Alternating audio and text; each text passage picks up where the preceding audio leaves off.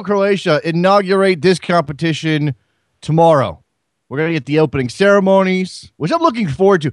Is it weird that I'm like really excited for the open? That's how excited I am for the World Cup in general.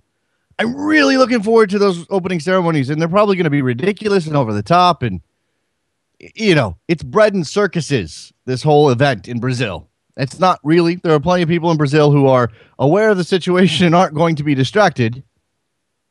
But this is one of those events that, you know, meant to pacify the people on some level. Once the World Cup starts, are the people of Brazil going to sit at home and watch the games, or maybe make it out to the stadiums if they can afford the tickets? Or are they going to rise up and make their voices heard? I hope it's the latter. I really do, even if that might mean some distraction from the games on the field. But I am excited about this. I'm really, really geeked up about this. And we still have one more day. And I don't know what to do today. If you're like me, you don't know what to do today either. What do you do with just over 24 hours to go? With one more sleep. There's one more sleep until the World Cup. What do you do? How do you focus on anything at all? If you have an office job, I don't know how you're concentrating. I have no idea how you're concentrating right now. Mike in Philly, on the air. What's up? Jason, I got a bone to pick with you. Uh-oh. What do I do now, Mike? Your predictions yesterday. You are the exact person that you've been mentioning all week long. Someone that, although they want to believe in the U.S., needs to justify that they won't make it through the group. I'm not justifying anything. Those are my honest picks. I want Mike. I really want them to get out of the group. And despite my role in some areas as a impartial analyst of the game, whatever that means, or at least when I write about it, I'm projecting an impartial image. I really do want the United States to go through, but I have to call it like I see it, Mike. And right now, I'll be honest. I was more riled up last night before I watched that Portugal game. Yeah, they destroyed Ireland. That being said, I still believe in them. I think they get out, and realistically, I think they're now. This is a big stretch, but I think there's an outside chance they could even win the group. Okay, if things fall the right way. And I've heard plenty of people express that same opinion, Mike. And I think it's interesting coming from U.S. national team fans, because it's like any other sports, like anything else. When your team is not favored and you express that belief in them, you're immediately a homer, right? I'm sure that right now, some people are listening to what you're saying. Oh, they're going to win the group. And we had people yesterday. Oh, they're going to get 7 points and win the group. People are calling you a homer right now. They're calling those people homers right now. And maybe that's part of it, Mike. Maybe you could admit to that. But there is enough doubt over whether or not Portugal and Germany and Ghana are good enough to just take care of business. Well, certainly Germany and Portugal, who are the favorites, that there's hope. And I think that's enough right now. That's all we want. Yeah, and I realize I'm being a total homer, but if you really sit back and look at it, I mean, Ghana, obviously this monkey's been on our back for the last however many cycles with them knocking us out, and it's going to be a fast and physical and all-out war. I think that's going to be everyone's been saying it, but that's the deciding game right there. And both teams are going to need a win there, Ghana and the U.S. alike. But yes. I think this is the year we finally break through and beat Ghana. Honestly, until last night, I wasn't worried about Portugal at all. I think the U.S. could definitely beat Portugal. Okay. And Germany, I mean, who knows what happens. If we play them tough, get a draw, maybe even just come out and surprise them. I think it's less far-fetched than everyone's making it out today. It's less far-fetched than it was 6 months ago. I'll say that. And I think that's, again, moving in the right direction, having some hope coming into the tournament. Whereas when that draw came out, and I was in Kansas City for MLS Cup at the time, and I'm standing there, and Omar Gonzalez was there, and obviously Graham Zusi, and all of these guys who were more than likely going to be on the World Cup team were there. I can't remember every player. Clint Dempsey was in the building. When that draw happened, it was the faces of the players, the reaction of the fans at Sporting Park was, it was a gut punch. We all sort of had this blank look on our face like, wait, it's who's in our, why is the world doing this to us kind of thing. And you fast forward 6 months later, and again, it's not that the United States are favorites now. It's not that anybody is 100% confident they'll get out.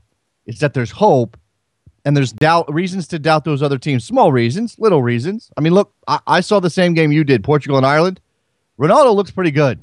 If he's got tendinosis, it's not really a problem right now.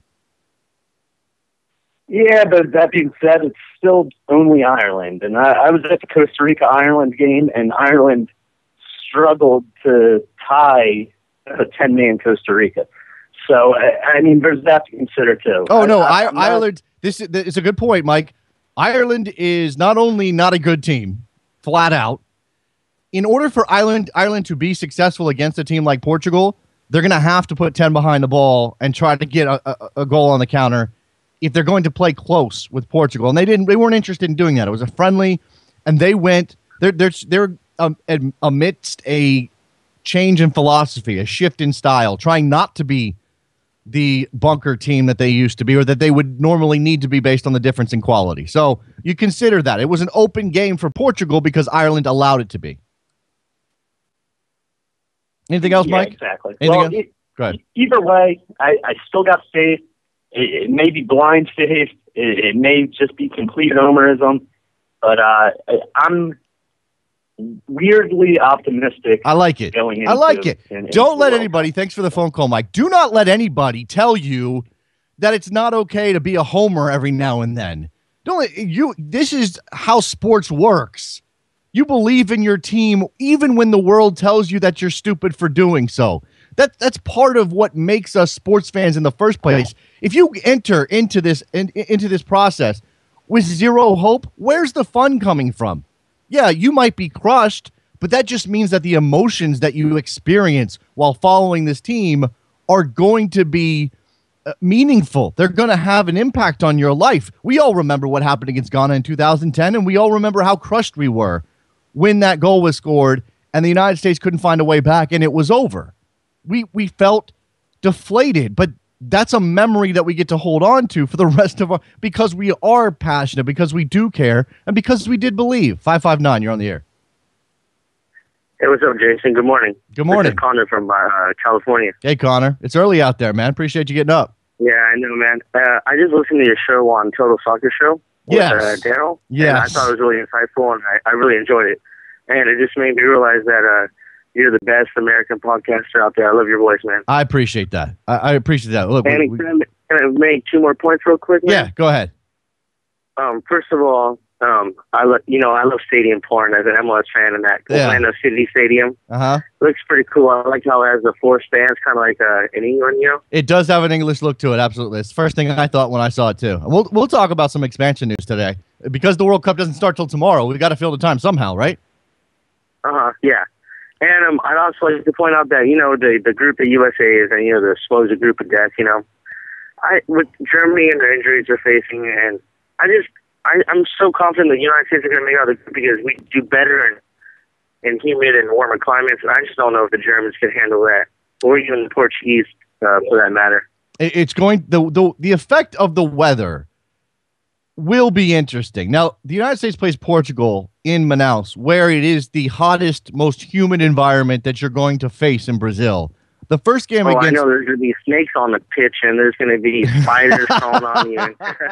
Oh, come on. There's going to be voodoo doctors out there. Oh, come on. Whoa, hold on. Whoa. Connor's pulling out all the stereotypes. Look, for real, though, it's going to be interesting how the weather and the travel impacts everybody, but how the United States handles it, because it's not just about the weather. The United States has, I think, the most miles to cover of any team in this tournament, and oh yeah, definitely, yeah.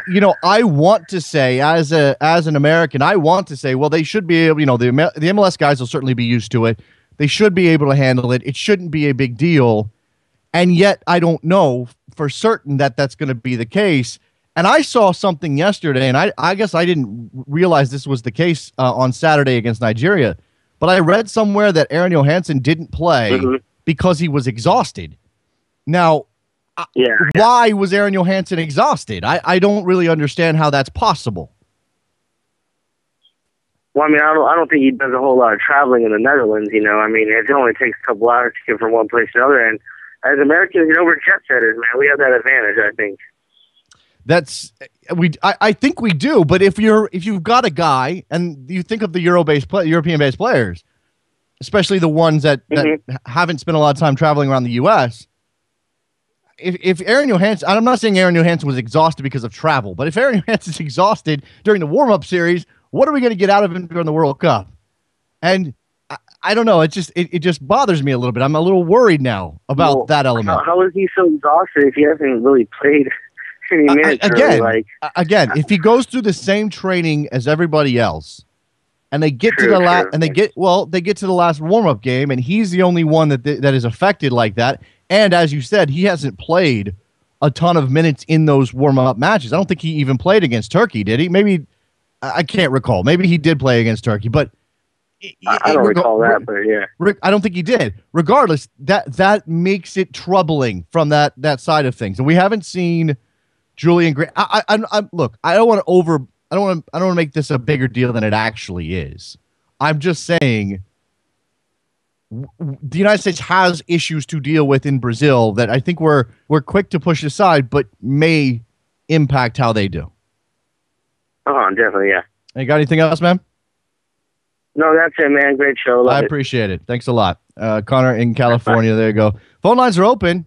If anybody else wants to get in, I'll go ahead and take your phone call, 347-756-6276. The World Cup's tomorrow, and that's where the focus is, and we're ready to get there. And just please, speed up time, one more sleep, all of that stuff. But we are in a situation where it's difficult to get people who are in Brazil on the show. They're all very busy. They're all doing things. They're all covering. In addition to Sepp Blatter and the FIFA Congress that happened this morning, and I watched some of that. Maybe we could talk about that.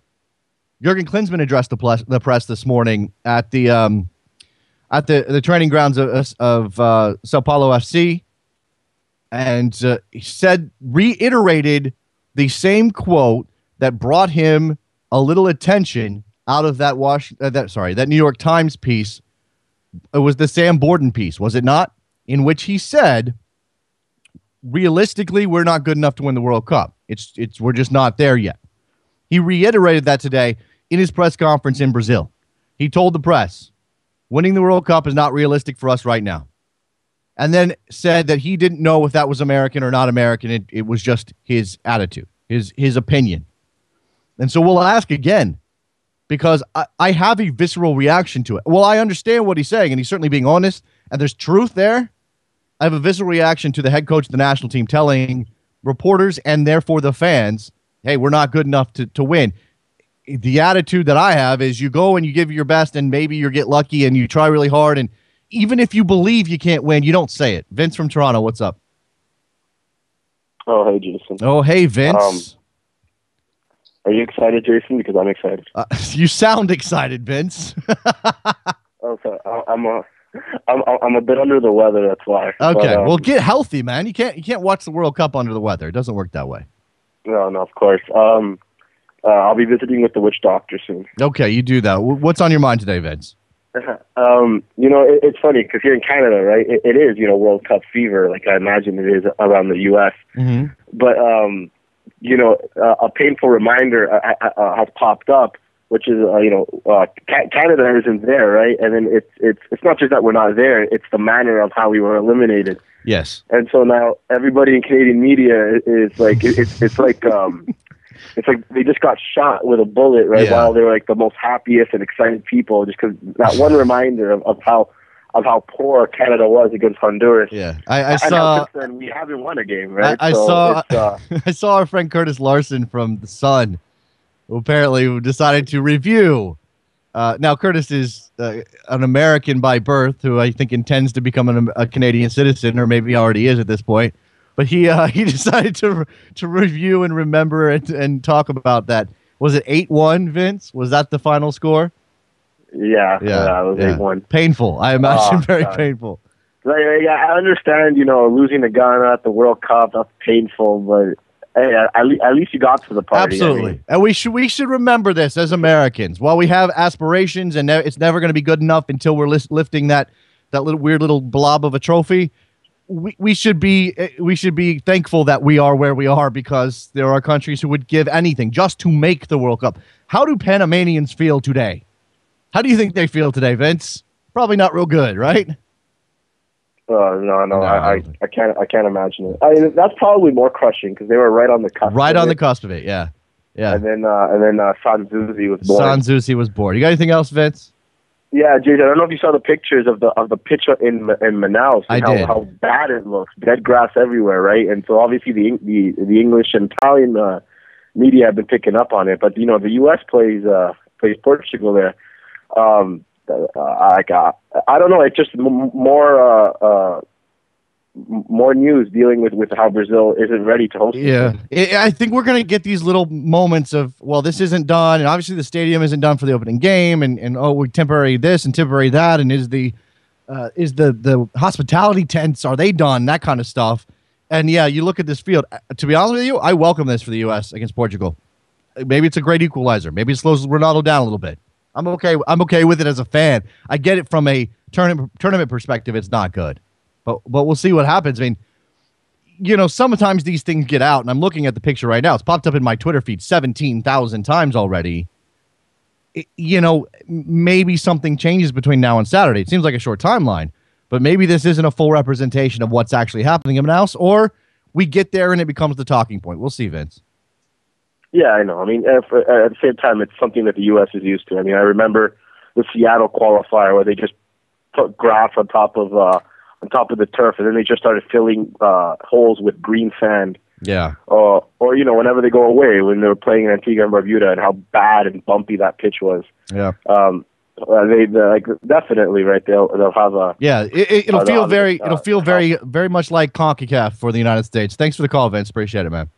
Yeah, no problem. Okay. Jonathan Tannenwald from Philly.com is on the line. I made you wait, Jonathan. What's up? I'm calling in with breaking news. Breaking news? Yes. What's that? FIFA intends to expand its empire to other planets.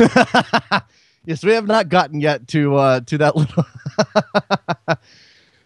Shall I read the quote to the listener? Yeah, please read the quote. This is from Mr. Blatter and his introductory remarks today for the FIFA Congress. Yes. Quote, "We shall wonder one day if our game is played on the other planets. Why not?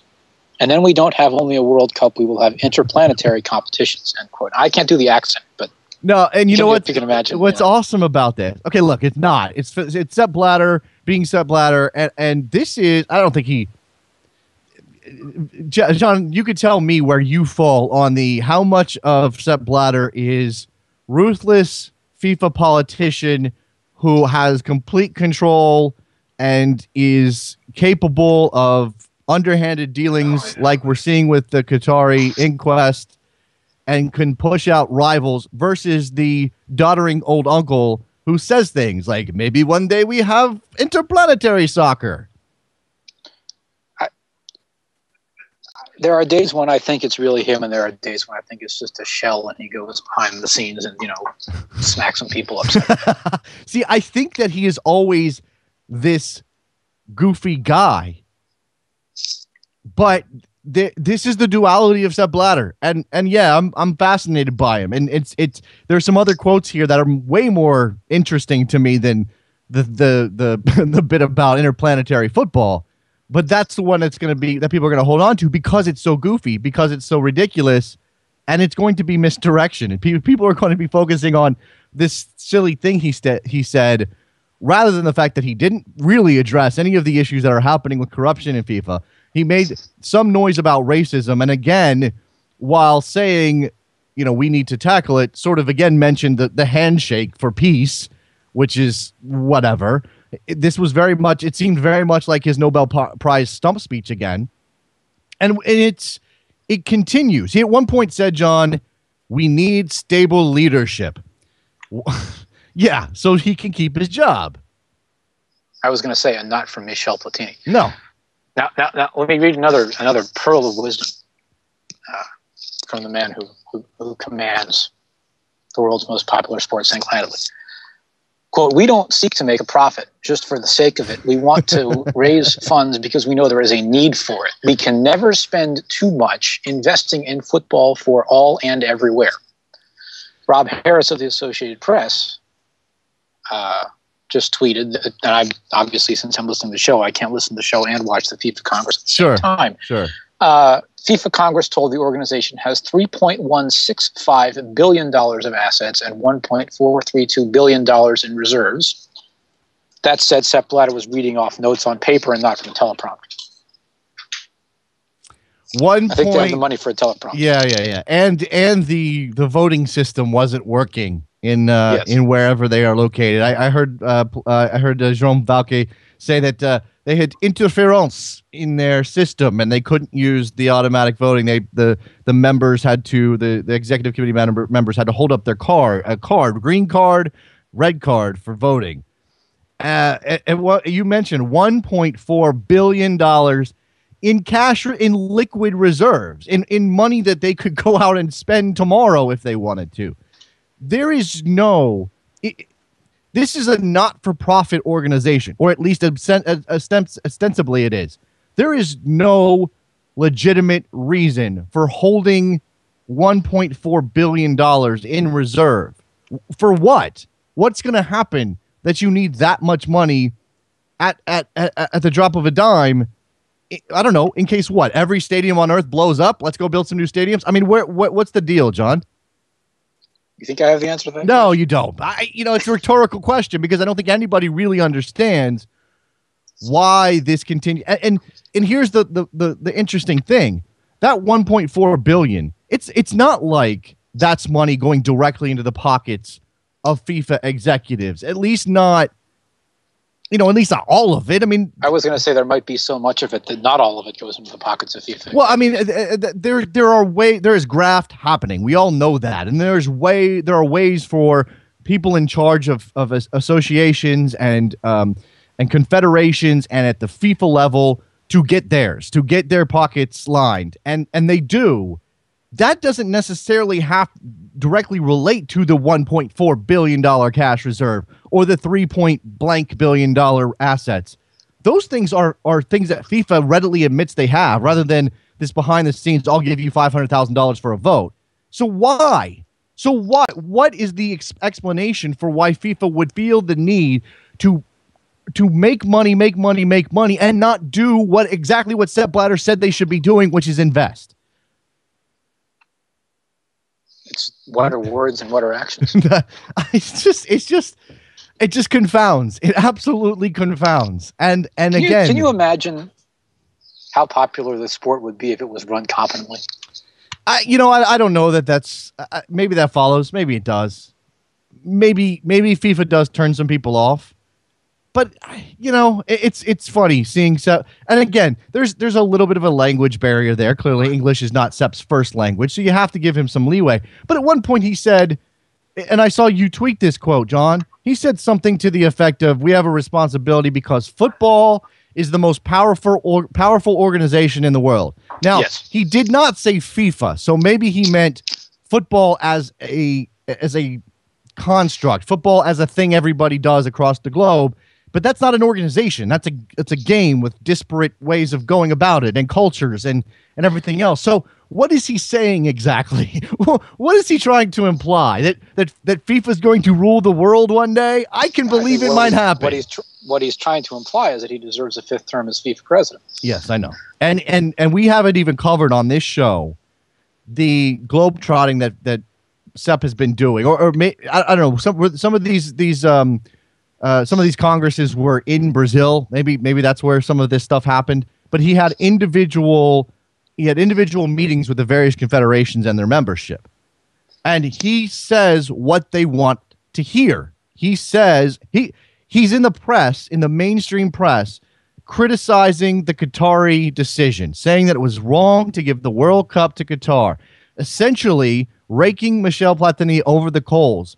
Then he goes to the AFC Congress and tells people there, with the large Arab contingent, this is racism that we're even investigating it, and rakes the English media over the coals. The man plays it both ways, and he doesn't ever get called on it, John.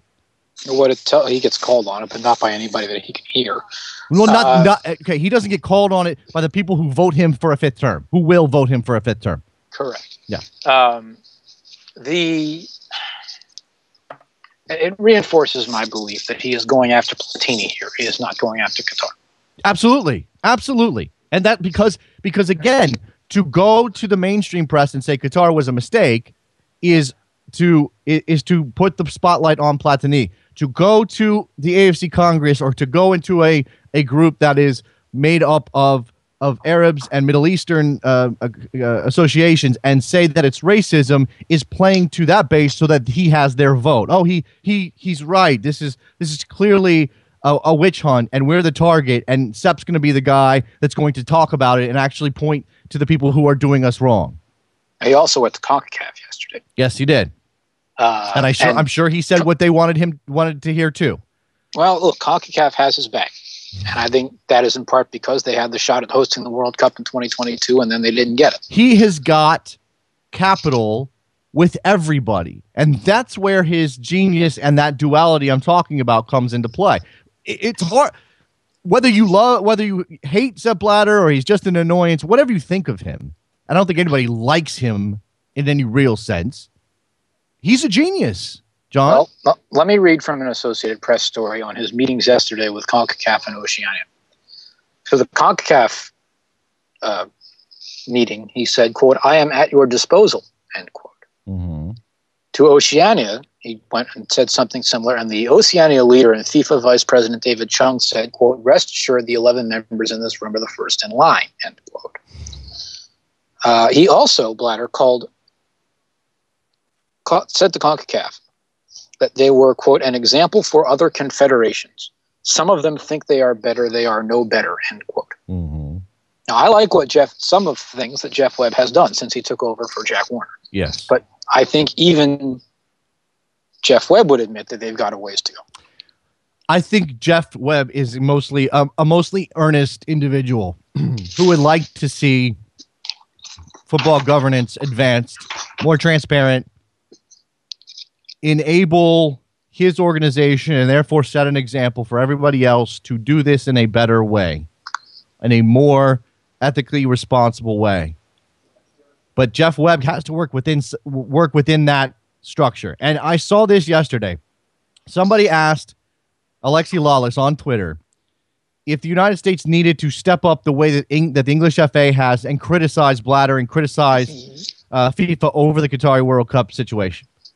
And Alexi's opinion is no, you wait and you play savior, and hopefully that ends up with the World Cup in the United States in 2022.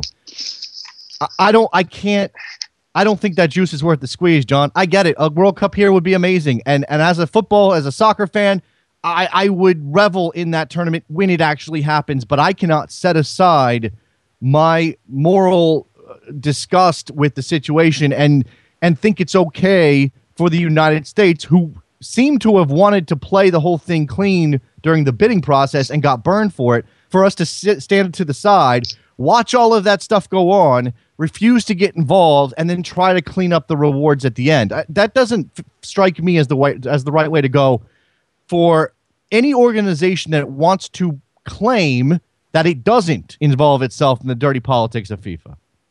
I understand that, but at the same time, Sunil Gulati has not been entirely silent. No, but he hasn't. He's not walking around with a trumpet and a flag. No. But you don't do that. Why? Politics. Why, John? Because it doesn't actually have an effect in the end. Okay, we're talking about. Okay, we're talking about whether or not the especially, let me rephrase that. It especially doesn't work in an atmosphere that is not democratic. No, I'm not even suggesting that the United States and U.S. soccer and Sunil Gulati or anybody who is associated with American soccer officially taking a stand will have an effect. It will be purely symbolic. I know that. I realize that. And people will tell you that if anything's going to change with FIFA, it's going to be up to the sponsors who have only recently made tepid statements about how they're concerned. But I would feel better if there was a symbolic gesture than I do about standing back or perhaps even behind the scenes trying to cobble together some kind of support for the potential of a World Cup in 2022 coming to the United States if it means being involved in that process. I mean, again, you are not on the moral high ground anymore if you're going to play that game, no matter how you go about it. And maybe U.S. soccer never was. I'm sure there are people out there who will tell you that they're not. But as an American and as a fan, and as someone who wants to see more transparency and would love to see the process get cleaned up, I just don't know how that happens via a World Cup in the United States in 2022. I mean, we get the orgy of soccer, and then what? We go back to the same way of doing business. I don't want to make too many analogies that get into non-soccer politics because it's not really my place to. But I see it as, well, first of all, I see it as whether it's Sunil or whoever else comes out and makes lots of grand public pronouncements. It's going to backfire not just because it would probably backfire no matter what, but because it is the United States making the noise. Okay. Again, you're allowing outside factors to dictate your moral stance.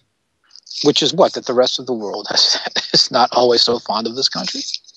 Rightly or wrongly? That's the part you're alluding to. I get that. You don't want to play into the anti-American hands by giving them an excuse to. I think that the ability of the United States and England to go off and create their own global soccer confederation is not all that great. No, that's probably not going to happen. That's probably look. There are some people who want it to happen. Again, I'm aware that if U.S. soccer makes a statement, if they're allowed, if they pull an English FA, and England is going to get the benefit of the doubt in a way that the United States will not. I understand. I'm not even sure about that anymore. Well, we'll find out. I mean, clearly they're already the villain to FIFA. I'm sure within the halls of FIFA, England is a particular annoyance. I get that, but I would rather be England and make all that noise, whatever their own issues are internally. I would rather be England and make all that noise and make it clear that we don't accede to all of this nonsense than to, again, somehow get some dirty reward on the backside because we played the game or stayed silent or lied in wait to take advantage of a system that needs to be blown up. I mean, it's not going to be, but that doesn't mean you shouldn't say it. I don't know, John. Well, I don't know. I hear you. Okay. But I think the end might not just be the influx. The end might not just be bringing the World Cup to the United States in 2022 or 2026. Okay. If one of the ends is also a process that has already started and may continue to go on, which is bringing more American television money onto the table. I think that can also have an influence of cleaning things up, and I think there are some parallels to be had with the IOC in that regard. Okay. Hey, John, while you're here, I've got a question. Mike on Twitter wants you to touch on John Hackworth's firing, and we have it covered here. I was wondering if that was going to happen even on the show at all. So. Yeah, I think I was going to get to it eventually, but again, everything is sort of overwhelmed by the World Cup. Philadelphia Union have fired John Hackworth. Jim Curtin steps in as an interim manager. The question now, John, is the timing. I think a lot of people would say, well, it's sort of about time when it comes to Hackworth. It wasn't working. This team had been underachieving based on the expectations going into the season.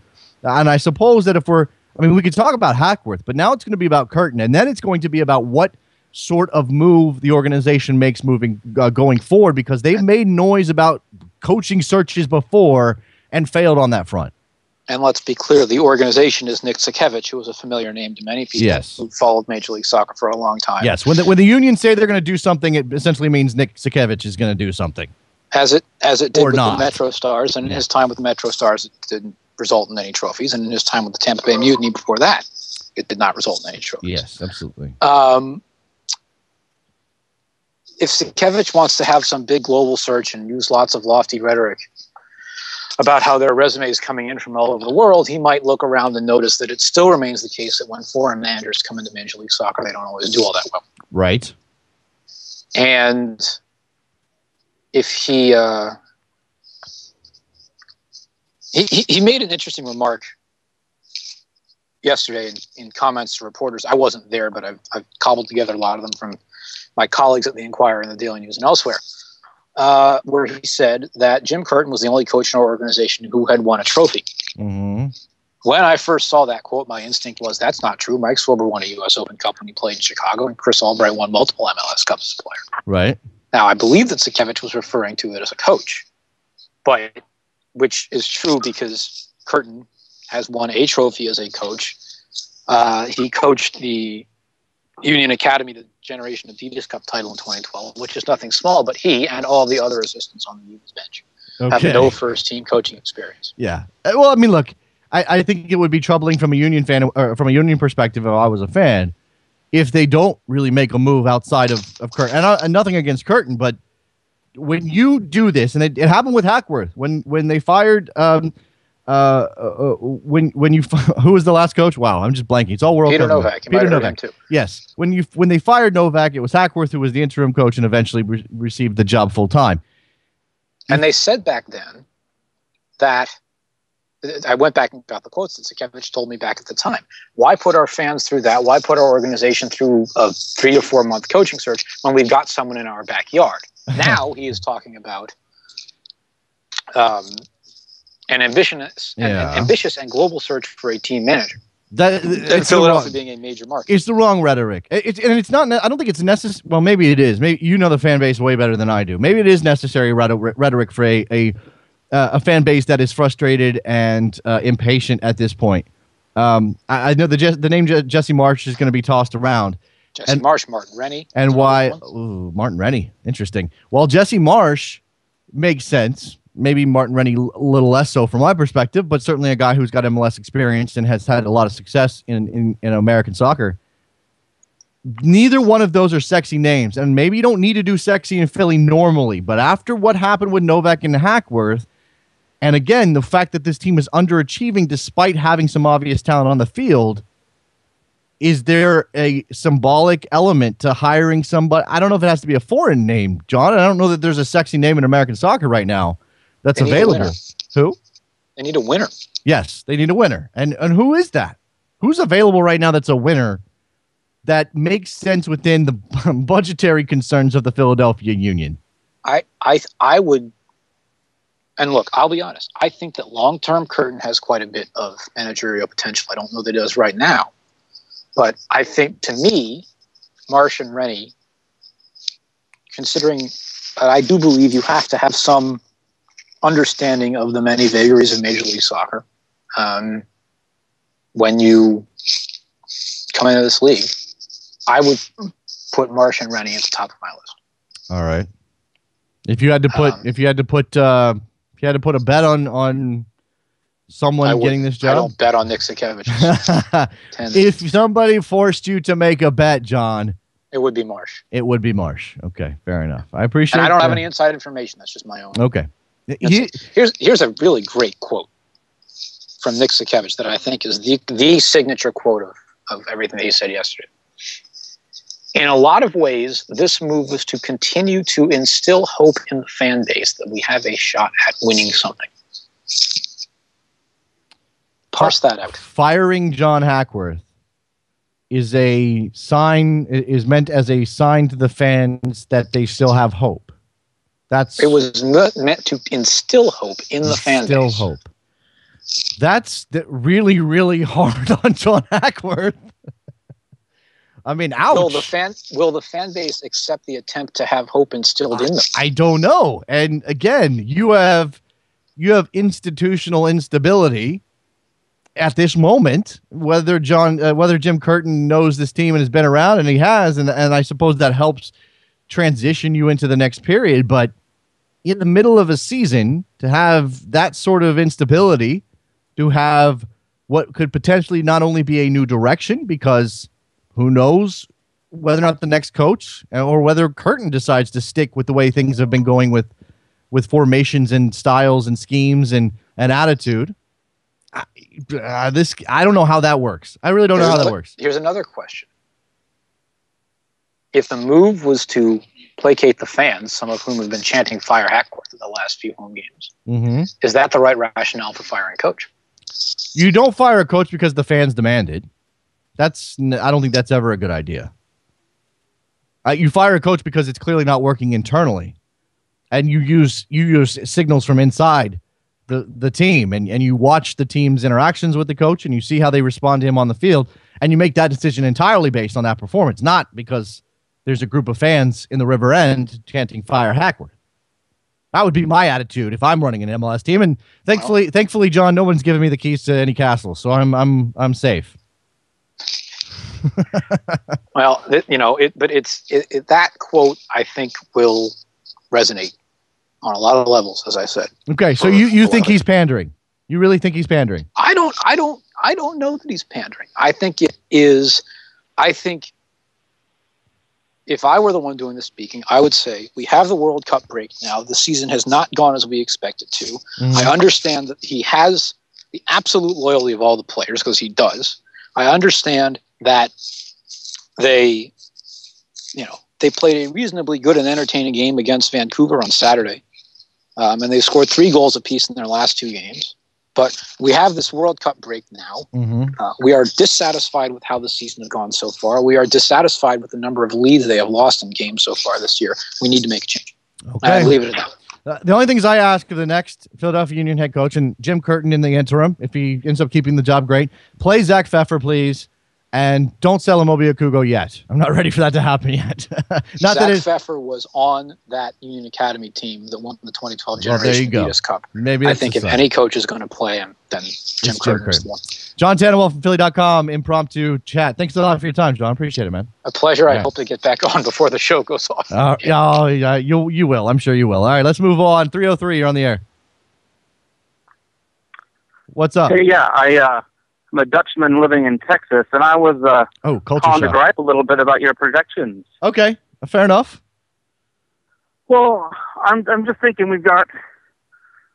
I mean, Louis van Gaal's already kind of moved on to Manchester United, but we've got 3 of the best playmakers / strikers in the world playing up front. And I know our back line is young. Okay, look, it's a young team with a shift in tactical elements ahead of a World Cup. I mean, I think there's enough doubt to wonder, don't you? Yeah. You caught me on an optimistic morning, but that's because it's 2 days away. Absolutely. But don't you think there's just as much question about Chile? They've got two really good players, but they've had some injuries as well. They could just as easily lose to Spain, draw the Netherlands, and then it's about goal difference against Australia. Oh no, I think it's going to be tight. I mean, that's the best thing about this World Cup from a wider perspective, regardless of who you support. If you look at the breakdowns of these groups, it's fascinating because there are several groups, I think, where there's at least a little bit of doubt over whether or not the big countries can get through. And I just happened to, rather than pick chalk in that group, which I think is Group B, I decided that I was going to take a flyer on Chile. And again, go ahead. In my projections, I actually have Chile going through as well. I just had to gripe about it. Okay. Hey, you know what? Dutchies are pessimists by nature, so we always pick against our team. So I've had enough discussions with Andrew. Yeah. Go ahead. Another question for you: with Louis van Gaal already, moving on to Manchester United. What do you think the outrage would be of most countries if their coach, right before the World Cup, signed on to move on to a huge club like that? Well, right before, I think if Holland wasn't in the midst of this sort of transition from one generation to the next, and playmakers and Robin and Wesley Sneijder and all of these and Robin van Persie. But at the same time, kind of trying to push through to a next gen. If that wasn't happening, it might be a bigger deal. If there was an honest belief that this was the World Cup that Holland was finally going to win, I think it would be bigger. But I don't know. I'm certainly not in touch with the Dutch attitudes at the moment.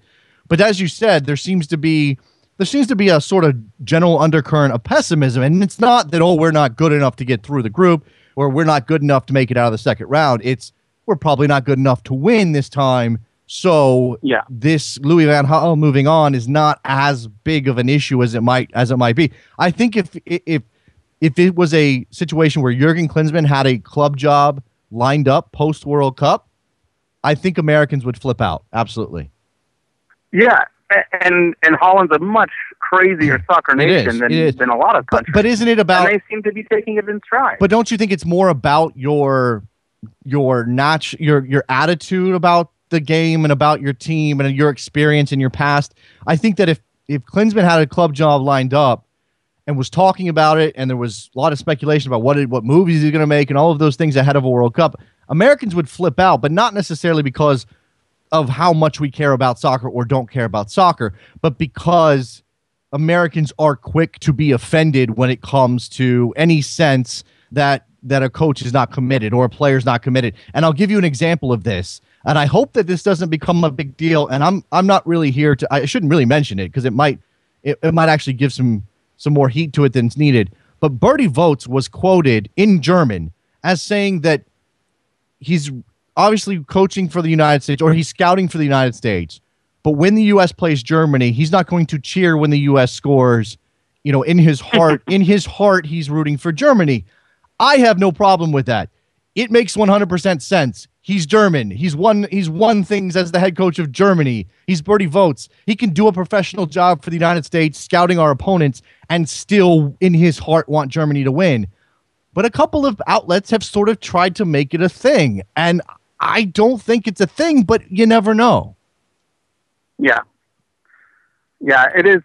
Well, even Jurgen was talking about in that Inside U.S. Soccer, Marcus Brazil was talking about how he's German, how he still roots for Germany, and it does just kind of seem odd hearing that from the coach who's going to be playing against that very team. Yes, but this is how the international game works. And if the United States, and we didn't have any control over who Neil Galati hired, but if the United States wants to be part of this global fabric, which includes coaches moving around, and we've got experience with Bora, but Bora's such a mercenary, it doesn't matter. We're going to have to deal with these elements. You're going to have to deal with a German legend coaching your team, and while he is going to give his all because he's in that moment, those are his guys, there's relationships formed. No one can suggest that Jurgen Klinsmann doesn't want the United States to beat Germany. If he was a fan, if he stepped outside of that game, and when Germany plays Portugal and when Germany plays Ghana, he's going to root for them, or his heart is going to want them to win, whether he actively chooses to support them or not. Just the way things are, right? I mean, it's one of the more interesting elements of soccer that I think Americans don't have a lot of experience with. I mean, it's sort of like it's sort of like your head coach was a playing legend at your rival. I mean, that kind of thing, maybe, but it's not even that really. You got anything else? Yeah, I just think it's also interesting with all the German Americans on the team. I'm sure they feel very similarly as well. Mm-hmm.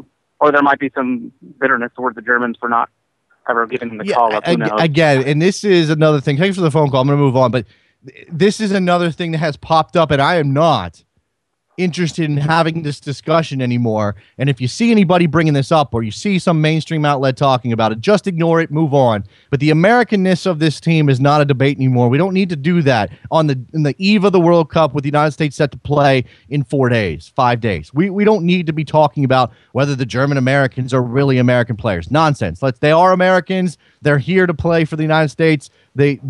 Everything that I've seen says they're committed. I'm not going to worry about it. 904, you're on the air. Hey, it's Wes. Hey, what's going on? Hey, man, I want to talk about this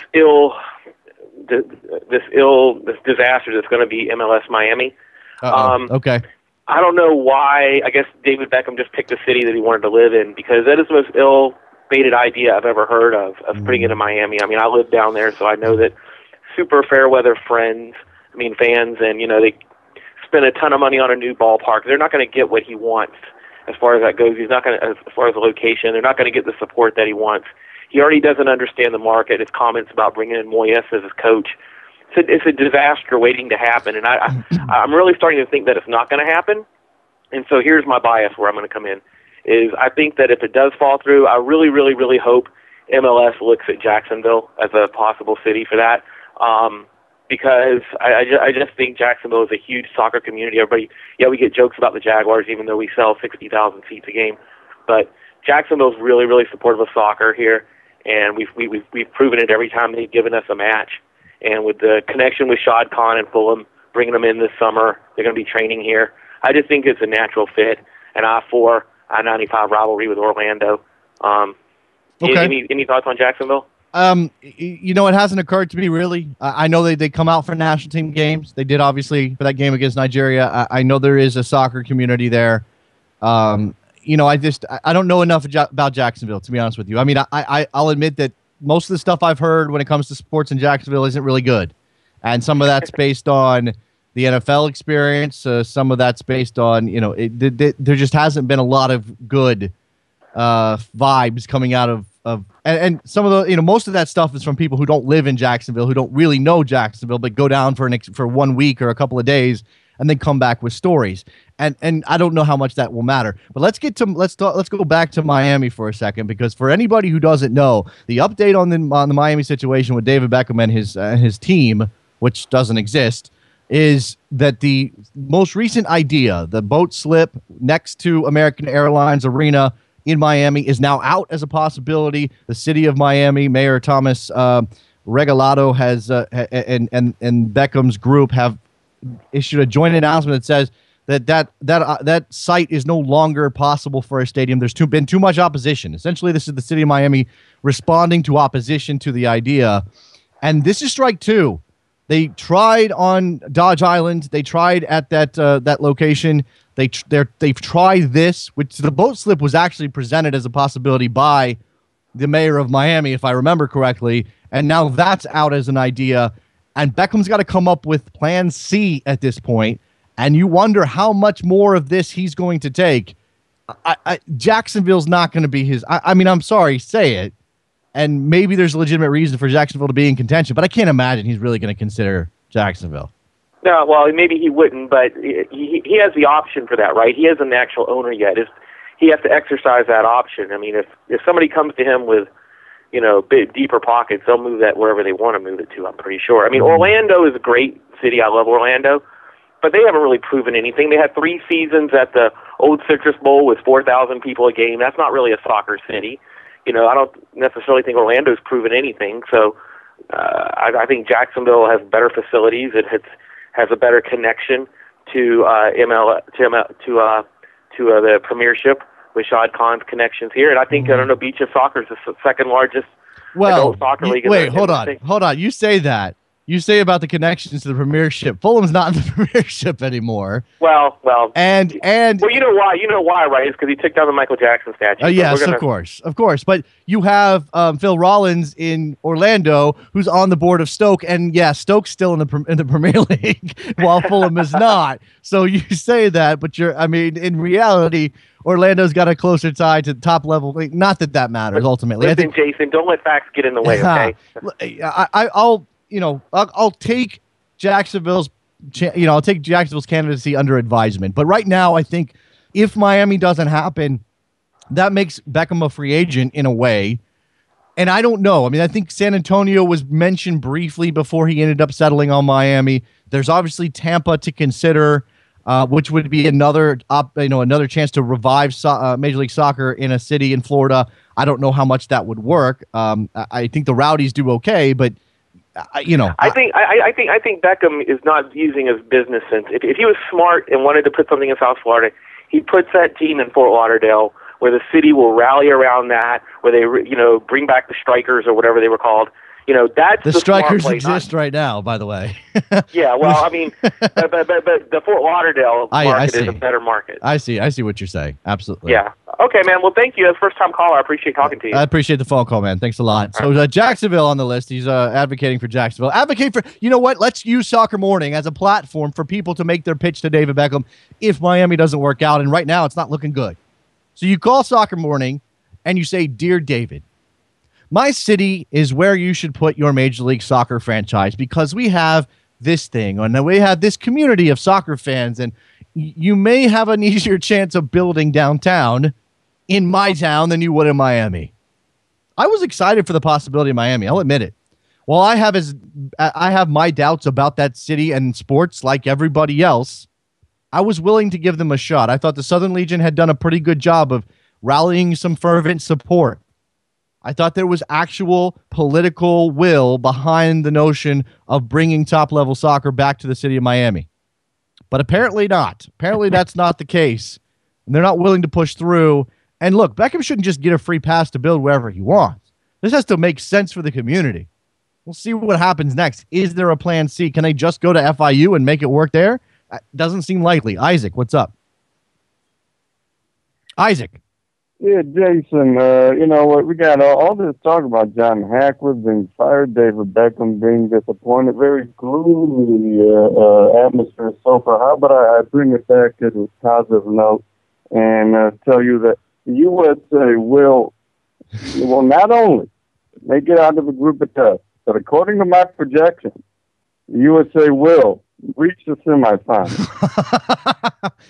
According to your projections, Isaac. All right, now can you give me your methodology? Is it secret, or do you have a transparent process that you can share with us as to why your projections indicate the United States will make it all the way to the semifinals, which, if I'm not mistaken, now do you have them winning the group or finishing second, Isaac? Finishing second. And let me just explain a little bit about my thought process, which is basically me waking up at 4:30 in the morning and poring over the results of the last year and a half, and also offhand knowledge of a handful of the teams in this World Cup. All right, Isaac. But how about quickly? I go over the World Cup projections. Is that okay? Yes, absolutely. Isaac's carefully researched World Cup projections here on Soccer Morning. Go ahead. All right. Well, let's start with our group G.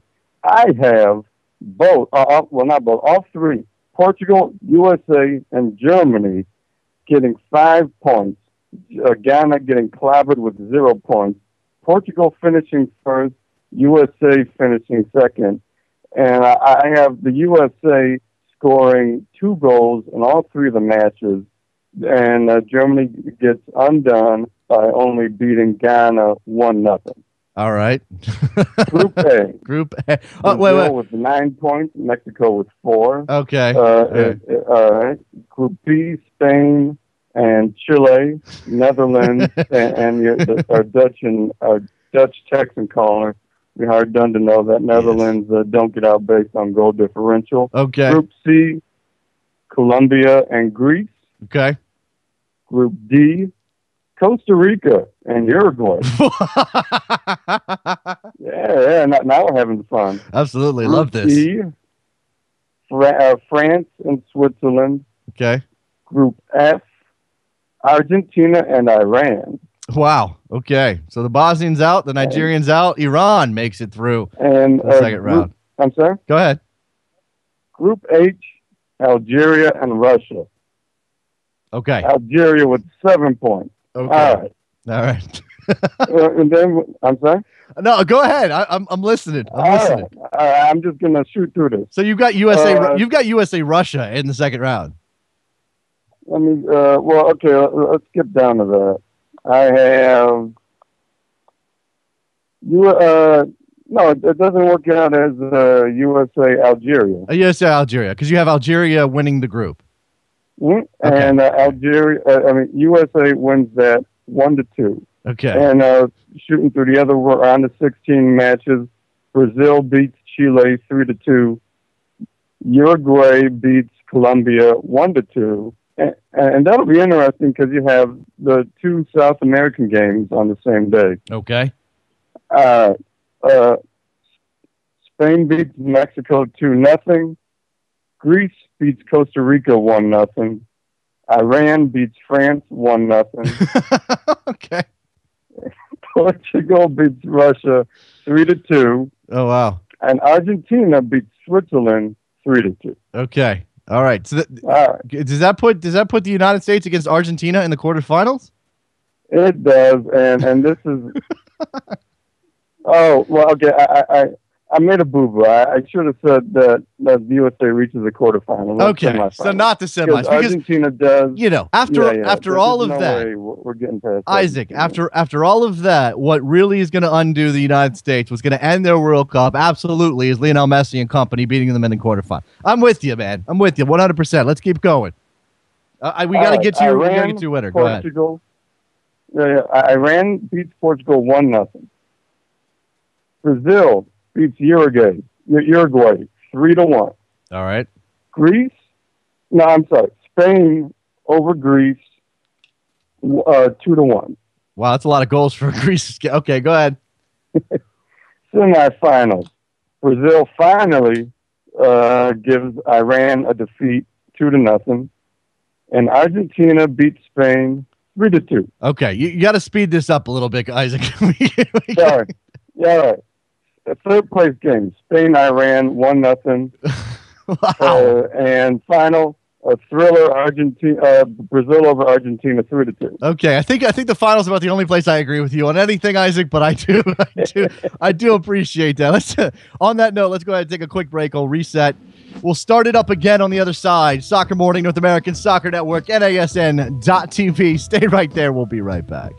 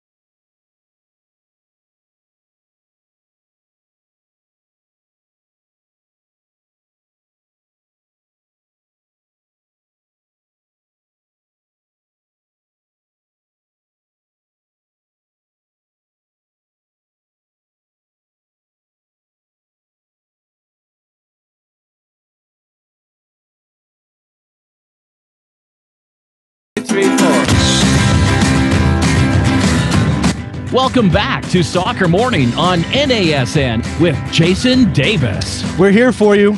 We're here for you the day before the World Cup starts in Brazil.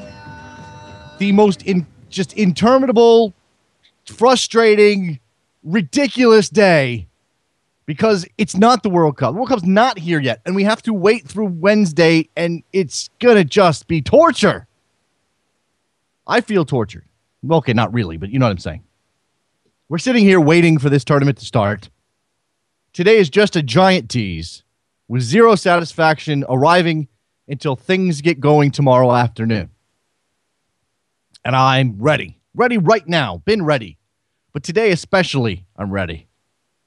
We're talking about what the United States is going to do in this tournament. We're obviously, everybody's making their picks. We're not going to do that again. Isaac, special dispensation for some reason. I don't know why.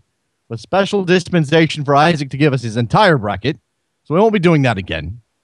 But if you have your picks for the U.S., and I'm getting the sense, and yeah, maybe this small number of callers into Soccer Morning isn't representative of the entire American soccer community, but I get the sense that people are pretty positive right now. I get the sense that there's real belief out there that the United States is getting out of this group, and I am fascinated by this. 951, you're on the air.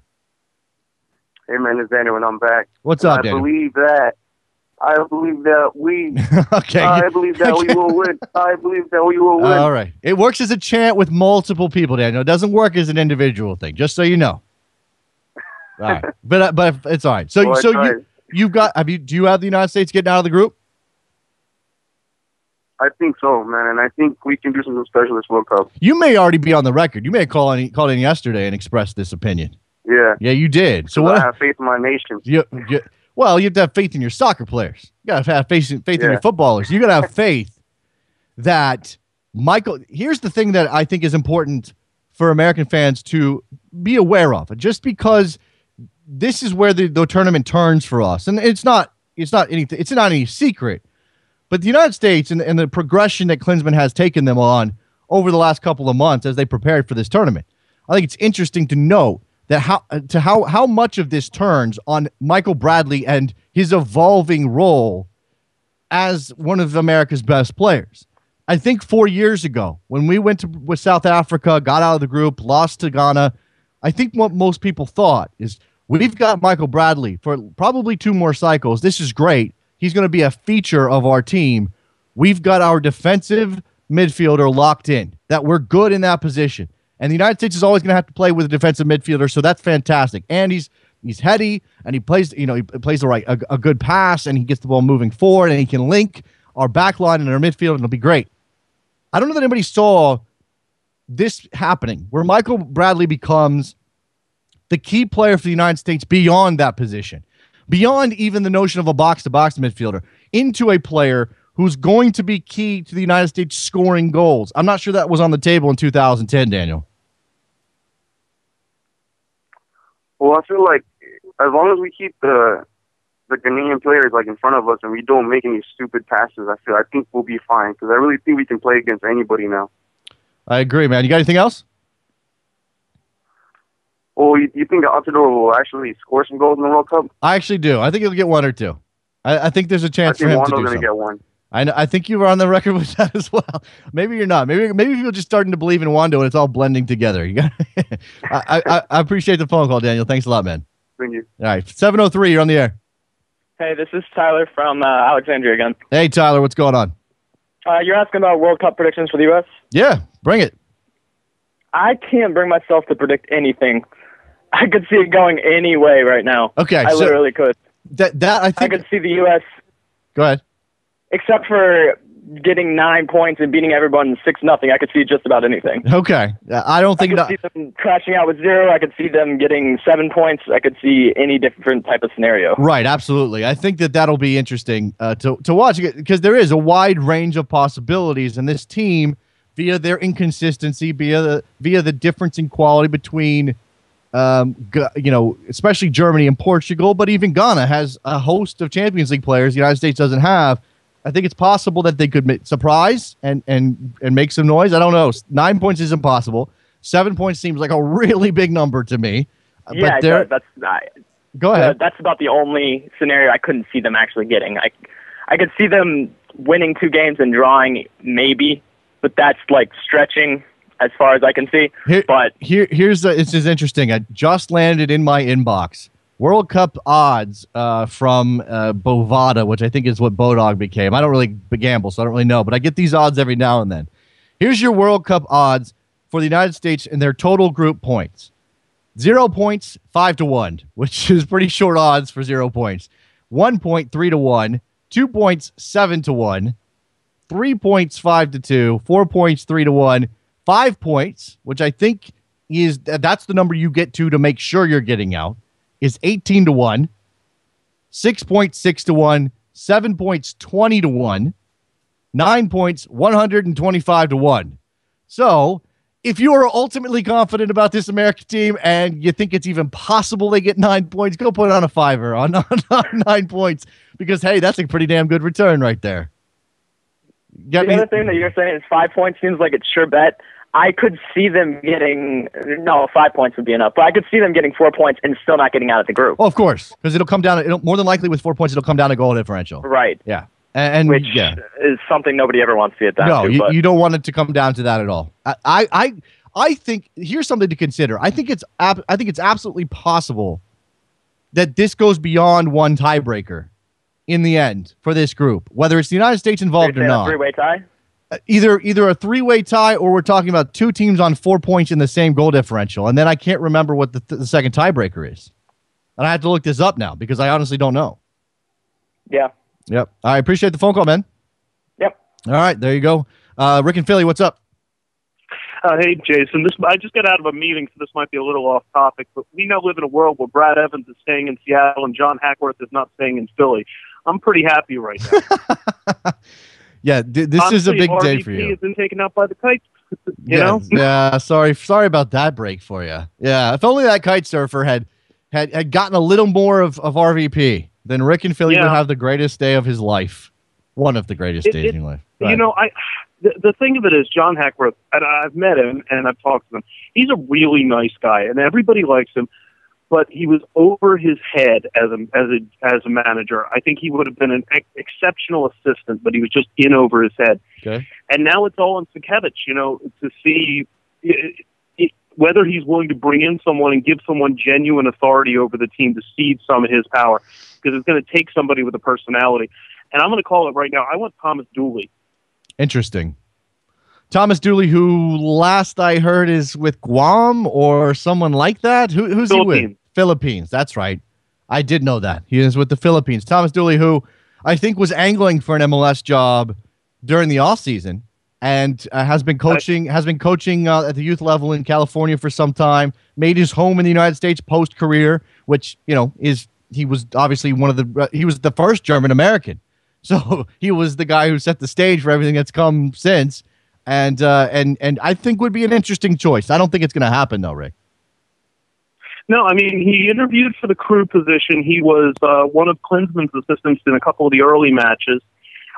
He's got the pedigree. He's been involved with successful programs in Germany and in the U.S.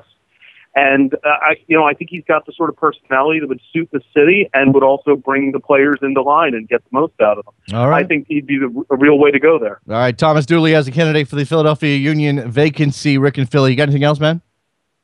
No, that's about it. Just, looking forward to the World Cup. And also, I hope I live long enough to see Ronaldo play on Mars. All right, let's all hope for that. So thanks a lot for the phone call, Rick. I appreciate it, man. Let's move on. Byron, how's your soccer?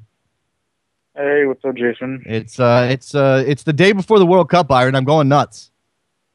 Yeah, me too. Can't believe it's on Monday. Yes, it's coming rapidly. So what's on your mind today, sir? Who would be your guys in the U.S. men's national team that won't get any playing time in Brazil? Apart from Guzan and Raimondo. Because I have Yedlin and Brooks. I think Yedlin plays. I don't think Brooks plays. And I think it's very possible Julian Green plays 0 minutes. Julian Green? Yeah. I can see him coming in as a sub. I don't think it's going to happen. I think ultimately he's stuck on the bench, not because there's not a need for the type of talent he has, but because the moment's too big for him, and because there are other options that Klinsmann can justify using in that moment. I don't know. I think Julian Green. My guess is he gets 0 minutes, but it's Klinsmann. Julian Green could start against Ghana, and it wouldn't be that surprising. And something tells me I could really see Brad Davis starting a game for some reason. I think that's part of it as well. I think Brad Davis has Klinsmann's faith on some level, and part of that is his set-piece ability, and he is a smart player, even if he's not the most talented or quickest. But this is also a team, if we're going to take any cues from that Nigeria game and what's been the build-up, this is a team that needs industry, that needs effort all along those flank positions. And that's what you get from, someone like Alejandro Bedoya over Brad Davis. And on the other side, obviously, we have Graham Zusi. And if it's the diamond and you're playing with two strikers, then that's fine. You got Jermaine Jones. Where's Jermaine Jones on the field? Is he on the left side of the diamond? I mean, I read Michael Cox's breakdown of the United States zonal marking this morning, and I was a little. There were a couple of things I disagreed with. For one thing, he said he didn't think that Kyle Beckerman's distribution was very good. I found that surprising. And he also said that despite what we talked about as perhaps a 4-2-3-1 or whatever we wanted to call it against Nigeria, that was still a diamond. I suppose that's one way of looking at it, especially considering the way Jermaine Jones plays. And if you have Jermaine Jones in that, even if you have the three defensive mids in whatever configuration you put them in there, that means there's one less spot for one of those flank players, and you need somebody else on the other side to help cover because you're going to want Fabian Johnson to push up. Right? Yeah, that's true. All right. You got anything else, man? You got anything else, man? All right. Appreciate the phone call. Moving on. Let's go to, who's this? Who's on the line with me right now? 516. Hey, it's Harold from Long Island. How you doing? I'm good. What's going on? I have a question. Do you think that the Red Bulls proved anything this week by not having their starters and winning against New England, the first place team? Proved anything? The New England Revolution took that weird little dip in form, lost to Montreal, lost to the weakened Red Bulls team. I don't know. I because they didn't have all of their starters, that's not anywhere close to what you would expect from the Red Bulls normally. I don't think it means a ton. It's a great 3 points to grab. They desperately needed it, and you did beat the first place team in the conference. But I don't know that long term it means anything. No. Yeah, and just one other thing.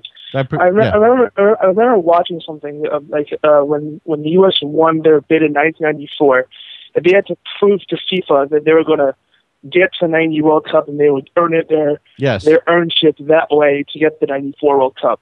Yes. Does Qatar have to prove anything to get the 2018 World Cup to get the 2022 World Cup? No, because times have changed. It's been significantly. FIFA has changed tact when it comes to giving the World Cup hosting bids out. They are much more, and this is obviously Sepp Blatter's influence, they are much more interested in taking the game to new places than even they were in 94.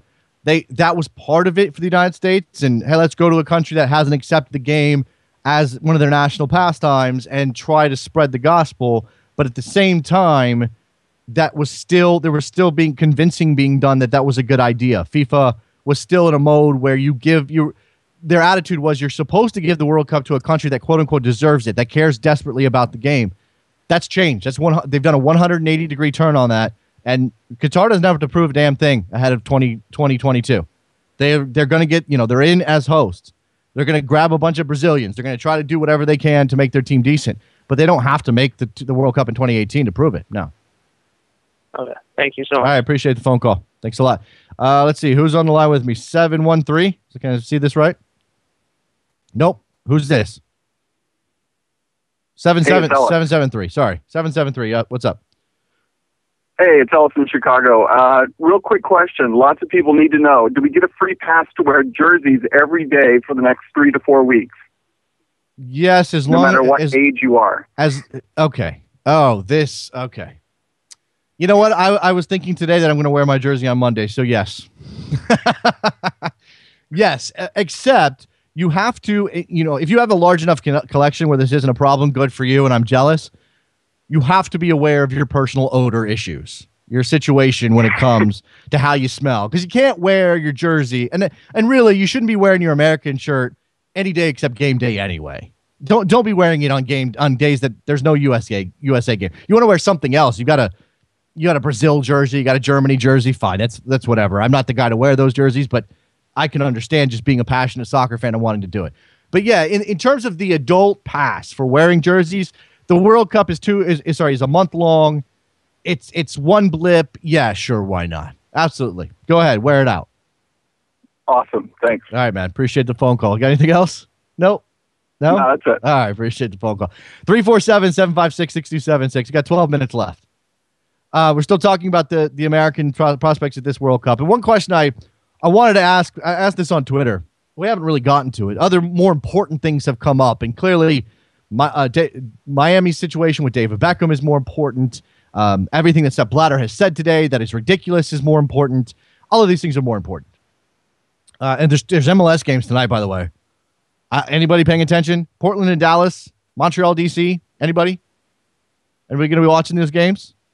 I mean, I might watch them because they're soccer, but it's just going to add to my frustration over the fact the World Cup's not starting until tomorrow. But the thing I wanted to ask, and I'm going to get a couple good responses on Twitter to this. What's the difference between 2010 and 2014 in your area? Now, I don't want to make this about, rah soccer, where it's growing, it's going to be the sport of the future. I'm not talking about that. I don't care about making soccer look good as the sport of the American future. Whatever. I don't care. It's here. It's not going anywhere. I'm just curious what the buzz is like in your town. Paul Freeland's on the air. What's up, Paul? Jason, hey, just a couple quick things. Can't ask about your town, Paul, because you're not in an American town right now. Sorry, go. Hey, folks are excited out here. They're just kind of annoyed that they got to shell out an extra $130 to be able to actually watch the game on TV in the privacy of their own home. It's $130 for people on top of your subscription. And you are currently in Dubai? Abu Dhabi. $130 in Abu Dhabi.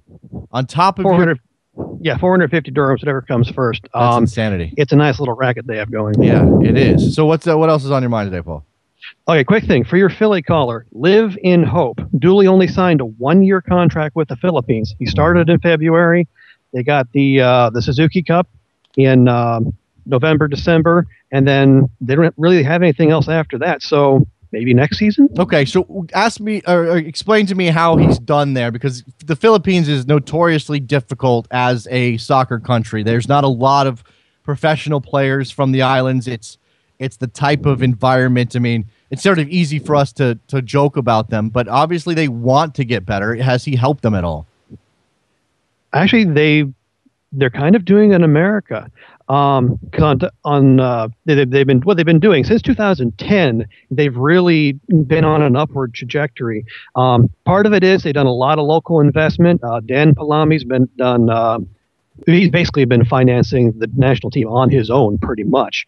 But they've also gone out scouting around Europe, around the U.S., Australia, basically finding dual nationals, people with Filipino parents, playing like in Germany or England or what have you, and bringing them in. And they've done a really good job. I think he's built on what the previous two managers did. I think they got to the final of the AFC Challenge Cup. They nearly won that and would have gone to the Asian Cup. Didn't happen. But I think even just compared to like 2008 when they were a doormat in Southeast Asia, let alone Asia proper. Right. Now they're one of the best teams in the region, and I think they're a real threat to do something in the future if they keep this up. And he's kind of brought them along. You can tell he's from the Klinsmann coaching tree. A lot of motivation, a lot of dedication to passing out of the back. Playing good soccer, even on pitches of questionable quality. I think. I saw them, when I was working in Southeast Asia, and just the strides they've taken just in these past 6 years, It's astounding. The last thing before I let you go, Paul, on that front, if I'm not mistaken, obviously Manny Pacquiao is the biggest athlete in the Philippines and the idol of the nation. But in terms of team sports, they're much more focused towards basketball than soccer. Am I correct in that? Basketball is still preeminent, but soccer's coming on strong. Okay. They've got their own local league. They got the UFL now, I think there's been lots of improvement. Philippines is a growth stock. Okay, I'll say that much. All right, appreciate the phone call, Paul, or the Skype as it is. You got anything else? Nah, nothing too much. All right, appreciate it, man. Thanks a lot. There's Paul. Who's based in Abu Dhabi. We had him as a guest host once because he supported the show. Very cool guy. 661, you're on the air. Who's this? Hello? You're on the air. What's up? Hey, I'm sorry. I'm in here. This is Rob calling from Anchorage. What's going on in Anchorage? Pretty good. Summertime, so. Summertime. Pretty nice over here. It's pretty nice in the summer. Yeah. So what's the World Cup buzz like in Alaska? What's the World Cup buzz like? Well, here, we're also like 1 hour behind West Coast time. So right here, I'm excited. I'm a big soccer fan because it's going to be during normal, normal daytime. It won't be early morning, like EPL or how it was in South Africa, like when it was really early. Right. So I'm kind of excited, hoping that more people are going to watch it, and hoping higher ratings.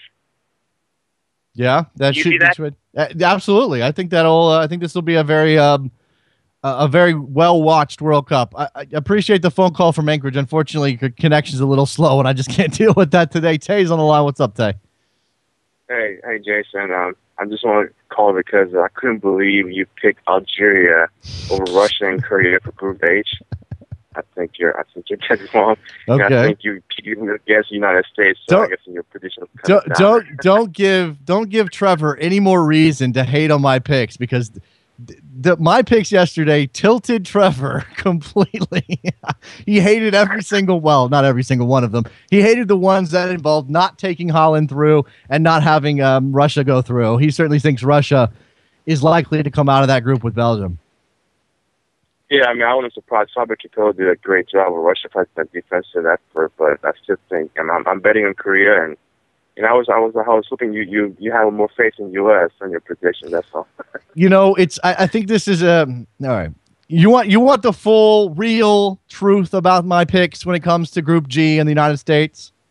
I want them to surprise me. I'm setting my own personal internal bar low so that when they go out and make the group stage, I can revel in that as a surprise. And, I'm lowering my expectations so I'm not crushed as much if they lose. Do you know what I'm saying? I'm hedging my bet. I'm hedging my emotional bets today. I really am. I think they're good enough to get out, but I'm not only am I intellectually still relatively sure they're going to come up just a little bit short, as a fan, I'm kind of setting up a situation where I'm not disappointed if they don't get out because that was my expectation, and therefore I can be super surprised and excited when they do. There you go. I understand, because 2006 was kind of disappointing. We were like, U.S. was just high. Yeah. And they kind of, so I understand. All right. Well, I appreciate the phone call. You got anything else, Tay? No, that's it. Thank you. I appreciate the phone call. A couple more minutes left on this edition of Soccer Morning, the last pre-World Cup edition of Soccer Morning. Well, tomorrow is still a pre-World Cup edition because the game doesn't start until the afternoon. We don't get the opening ceremonies until later. So tomorrow we're going to be talking all about Brazil, Croatia, looking ahead to the rest of the World Cup. But it is World Cup Day. Absolutely.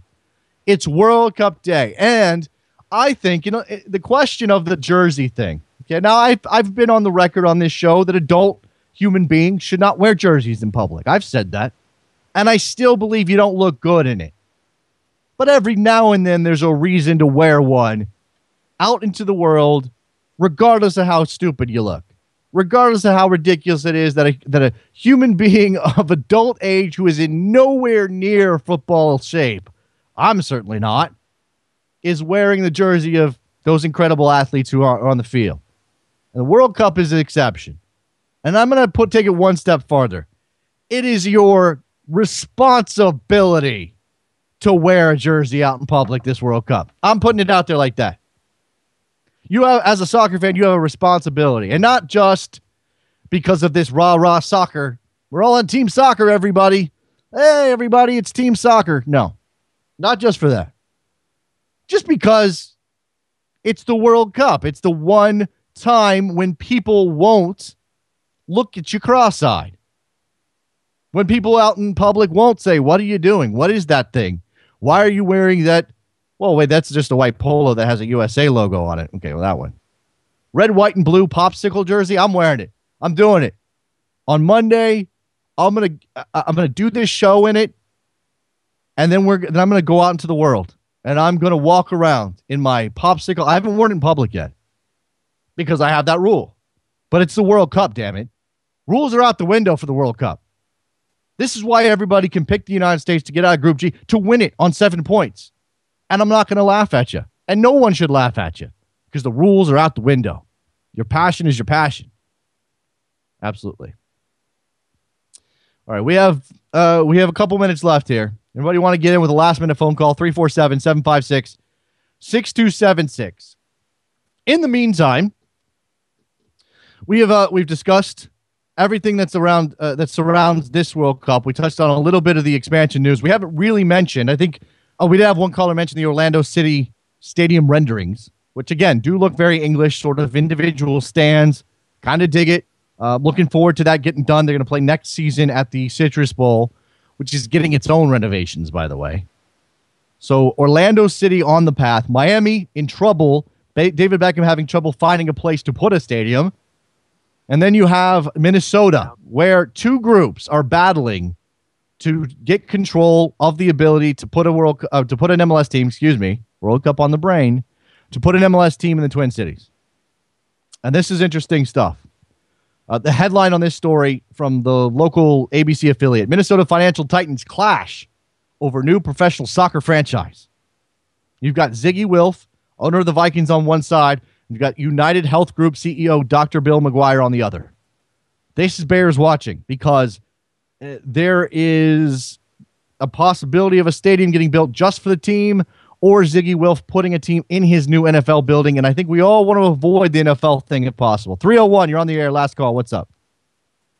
Hey, I just wanted to comment. This is Eddie from Maryland about the jersey. Yes, sir. It's perfectly okay to wear the U.S. white national team jersey to work. Yes, because it looks like a polo. That's an exception because the jersey is so boring and doesn't look like a soccer jersey. We're not going to make. I wouldn't normally make exceptions for jerseys if they don't look like that. But again, it's the World Cup, so let's just throw all the rules out the window, right? Right? Yeah, I'm wearing it to work on Friday. It's gonna look good. I'm ready, excited. All right, cool, man. Appreciate the phone call. All right, don't have time for anybody else today, unfortunately. I'm sorry about that. If I miss your call, we'll get you tomorrow. I'm excited. World Cup's coming, guys. World Cup's happening. It's coming. It's tomorrow. World Cup's tomorrow. Oh, I don't even have anything else to say. I'm just so filled with anticipation, buzzing. And don't miss tomorrow's show. Not just because the World Cup happens tomorrow. There are other reasons that you have to listen to tomorrow's program. I'll talk to you then. Bye.